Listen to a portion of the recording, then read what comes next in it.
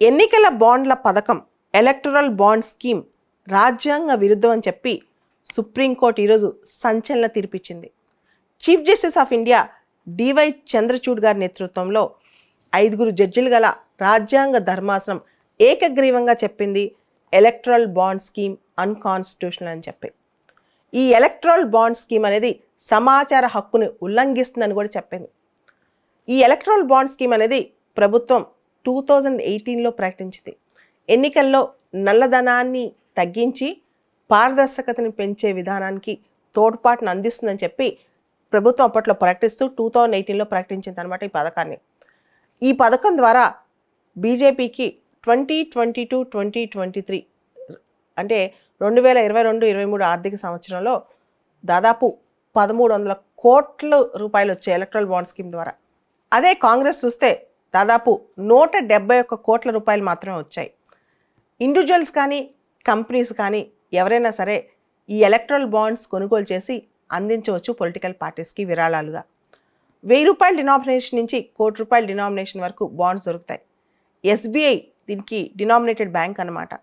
So ఇక్కడ bonds కొనుక్కుని అంటే మన ప్రామిసరీ నోట్లానే మన ప్రామిసరీ నోట్స్ ఉంటాయి అలానే ఇవి కొనేసి పార్టీకి డొనేషన్ ఇవ్వచ్చు. అయితే ఇక్కడ ఎవరైతే డొనేషన్ ఇచ్చారో వాళ్ళ పేర్లు గోప్యంగా ఉంచుతారు. ఇది సమాచార హక్కుకి విరుద్ధమని, ట్రాన్స్పరెన్సీకి విరుద్ధమని, దీనివల్ల కంపెనీలు కానీ ముఖ్యంగా కంపెనీలు క్విడ్ ప్రోక్యో ఆశిస్తాయి. క్విడ్ ప్రోక్యో అంటే మేము ఇంత ఎలక్ట్రల్ ఫండింగ్ ఇచ్చాం, మా గవర్నమెంట్ ఇంత ఇవ్వాలి అని చెప్పి.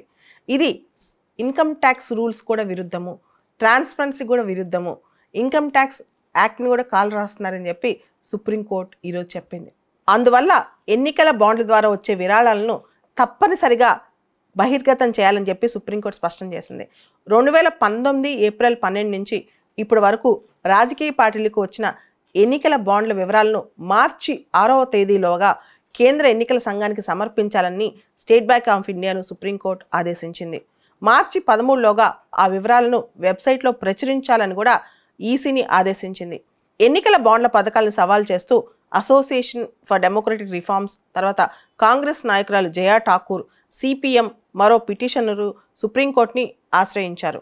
2024లో జరిగే సార్వత్రిక ఎన్నికలకు ముందే దీని మీద విచారణ జరగాలని చెప్పి అడ్వకేట్ ప్రశాంత్ భూషణ్ చేసిన అర్జీని కూడా సుప్రీంకోర్టు స్వీకరించి తద్వారా ఈ జడ్జిమెంట్ను ఈరోజు ప్రకటించింది. 2023 అక్టోబర్లోనే మొత్తం ఈ కేసుకు సంబంధించి సుప్రీంకోర్టు విచారణ జరిపి తీర్పును రిజర్వ్ చేసి ఈరోజు తీర్పును ప్రకటించింది.